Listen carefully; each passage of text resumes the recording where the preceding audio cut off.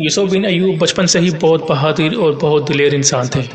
ان کی بہادری اور جرأت مندی کے بہت سے قصے مشہور ہیں۔ چھوٹے ہوتے ہی یہ دین کے پیروکار اور جہاد کا شوق رکھنے والے انسان تھے۔ یہ وہی انسان ہے جسے آج دنیا صلاح الدین ایوبی کے نام سے یاد کرتی ہے۔ صلاح الدین ایوبی کا نام یوسف بن ایوب ہے۔ شروع سے ہی لوگوں کی اصلاح کرنے والے اور دین کی قربانی دینے والے شخصیت ہیں۔ اسی وجہ سے ان کا نام صلاح الدین ایوبی کے نام سے مشہور ہوا۔ صلاح الدین کا مطلب ہے ایمان کی طاقت۔ صلاح الدین ایوبی مصر اور شام کے پہلے سلطان تھے۔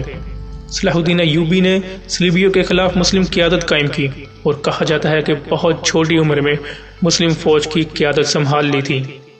خلافت فاطمہ، جسے فاطمی خلافت بھی کہا جاتا ہے، فاطمی خلافت کے خلاف آواز اٹھانے والے سب سے پہلے صلاح الدین ایوبی ہی تھے۔ کم عمری میں انہوں نے مسلم قیادت کا ایک پرعزم فوجی دستہ بھی تیار کر لیا تھا۔ صلاح الدین ایوبی نے جنگی مہم کی تربیت اپنے چچا نور الدین زنگی سے سیکھی تھی۔ نور الدین زنگی بہت ہی نیک اور بہت ہی قابل انسان تھے۔ ان کی ایمانداری اور بہادری کے قصے بھی آج بھی مشہور ہیں۔ نور الدین زنگی کا ذکر ہم آپ کو اگلی ویڈیو میں بتائیں گے، اور یہ بھی بتایا گیا کہ نور الدین زنگی کو حضور صلی اللہ علیہ وسلم خواب میں نظر آئے اور حضور اکرم صلی اللہ علیہ وآلہ وسلم نے انہیں خواب میں آ کر کیا فرمایا تھا۔ یہ ہم آپ کو اپنی اگلی ویڈیو میں لازمی بتائیں گے۔ میرے چینل کو سبسکرائب کیجئے گا، اور ویڈیو اچھی لگی تو لائک کیجئے گا، اور ساتھ میں بیل آئیکن کو بھی لازمی کلک کیجئے گا تاکہ میری ہر آنے والی ویڈیو آپ کے نوٹیفیکیشن میں شو ہو جائیں۔ صلاح الدین ایوبی نے فوجی قیادت سنبھالتے ہی اپنی ہمت اور بہادری سے شام اور مصر کے بہت سے علاقے جنہیں فاطمی خلافت سے فتح کر لیے تھے۔ صرف اتنا ہی نہیں، انہوں نے صلیبیوں کے خلاف بہت سی جنگیں لڑیں اور پھر یہ فتح کرتے ہوئے افریقہ کے علاقوں تک پہنچ گئے تھے۔ صلاح الدین ایوبی نے اپنا نام منوا لیا تھا۔ ان کی فتوحات اور بہادری کو دیکھتے ہوئے مصر میں ان کو ملک کا خطاب ملا، جسے اردو میں اس کا مطلب بادشاہ ہوتا ہے، لیکن عام طور پر وہ سلطان کے نام سے ہی جانا جاتا تھا۔ یمن اور مصر کے کچھ علاقے جو بغاوت میں اتر رہے تھے، ان لوگوں سے جنگ کا مقابلہ کیا اور پھر ان کو بغاوت کرنے والے لوگوں سے فتح حاصل ہوئی۔ 1174 میں نور الدین زنگی کی موت کے بعد صلاح الدین نے اپنے گورنر کی درخواست پر نور الدین زنگی کی وفات کے فوراً بعد دمشق میں داخل ہو کر شام کے علاقے جن پر فاطمیت نواز بغاوتوں کا قبضہ ڈھایا ہوا تھا، ان کا انہوں نے ڈٹ کر مقابلہ کیا، اور انہوں نے پھر کچھ عرصہ دمشق میں ہی گزارا۔ وہاں انہوں نے بچوں کو دینی تعلیم بھی سکھائی، اور کہا جاتا ہے کہ صلاح الدین ریاضی اور قانون کے سوالات کے جوابات دینے میں ماہر تھے۔ مختلف ذرائع کا یہ دعویٰ ہے کہ صلاح الدین زیادہ تر جنگ کی بجائے دینی تعلیم کی طرف زیادہ زور دیتے تھے۔ یروشلم کا علاقہ جہاں صلیبیوں نے 80 سال سے اپنے قبضے میں کیا ہوا تھا، مسلمانوں کا جہاں بیت المقدس ہے، صلیبی انہیں اپنی جائیداد مانتے تھے۔ حضرت سلیمان علیہ السلام کے دور میں بنائی گئی مسجد ہیکل سلیمانی پر بھی انہی کا ہی قبضہ تھا، اور ایک اندازے کے مطابق کہا جاتا ہے کہ 80 سال سے یہاں انہی صلیبیوں کی ہی حکومت تھی۔ سلطان صلاح الدین ایوبی نے یروشلم پر قبضہ کر کے بیت المقدس کو فتح کر لیا تھا، اور یہ ایک تاریخی جنگ تھی، اور یہ مسلمانوں کے لیے ایک فتح کا دن تھا۔ یروشلم سے صلیبیوں کا صفایا کیا گیا اور بیت المقدس مسلمانوں کے قبضے میں آ گیا۔ یہاں سے تمام ناپاک چیزوں کو باہر پھینک ڈالا اور بیت المقدس کو پھر سے پاک کیا گیا۔ یہ ایک بہت بڑی جنگ تھی اور بہت ہی تاریخی جنگ تھی۔ اسی جنگ کو، اسی فتح کو آج بھی یاد کیا جاتا ہے۔ اور پھر بیت المقدس میں اذانوں کی آوازیں ایک بار پھر سے گونج اٹھی۔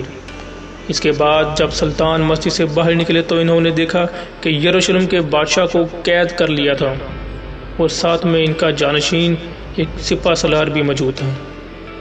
اور سلطان صلاح الدین ایوبی نے انہیں اپنے پاس بلایا۔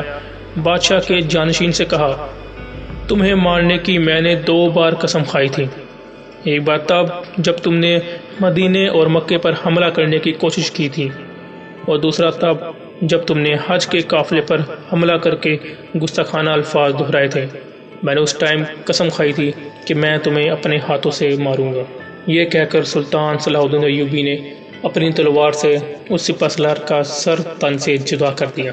سلطان صلاح الدین ایوبی نے بہت ہی سادہ زندگی گزاری تھی۔ نور الدین زنگی کی طرح ان کا رہن سہن بھی بہت ہی سادہ تھا۔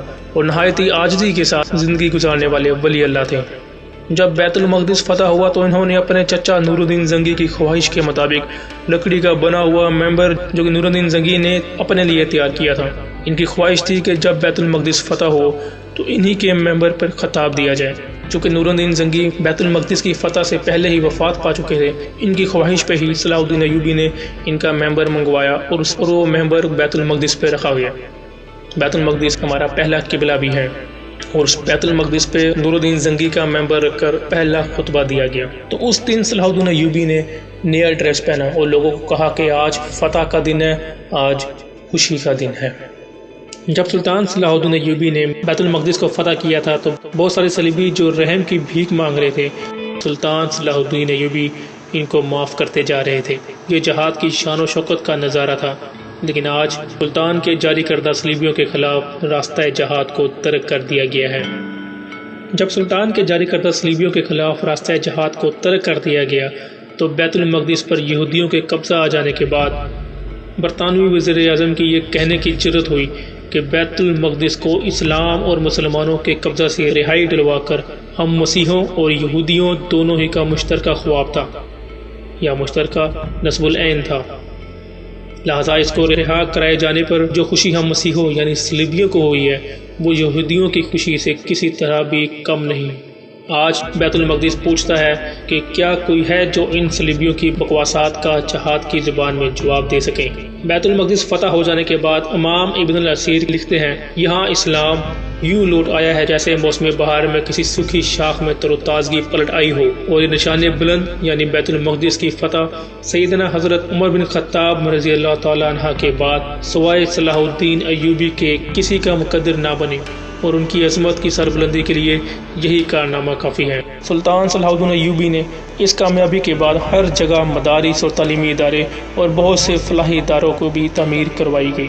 ان کا کہنا تھا کہ فاطمی خلافت کی بغاوت سے بچنے کے لیے ہمیں دینی علم کا سیکھنا بھی اتنا ہی ضروری ہے جتنا ہمارے لیے کفار کے خلاف تلوار اٹھانا ضروری ہے۔ ایک اندازے کے مطابق یہ بھی کہا جاتا ہے کہ صلاح الدین ایوبی اپنے مدارس میں جنگ سے زیادہ دینی علوم پر توجہ دیتے تھے۔ ان کا یہ بھی ماننا تھا کہ تلوار کی روشنی سے زیادہ قلم کی روشنی میں طاقت ہوتی ہے۔ صلاح الدین ایوبی کا مقبرہ دمشق کی ایک مسجد کے حصہ میں موجود ہے۔ تاریخ آج بھی صلاح الدین ایوبی کو یاد کرتی ہے، اور ہم مسلمان آج بھی ایسے ہی صلاح الدین ایوبی کی تلاش میں ہیں تاکہ ہم پھر سے واپس اپنا بیت المقدس حاصل کر سکیں جو کوئی یہودیوں کے قبضے میں دوبارہ سے جا چکا ہے۔ اللہ تعالیٰ ہمیں صلاح الدین ایوبی جیسا ایک اور سچا ایماندار لیڈر عطا فرمائے، یا پھر مسلمانوں کو اتنی طاقت دے کہ وہ صلاح الدین ایوبی کی طرح فتح کر سکیں۔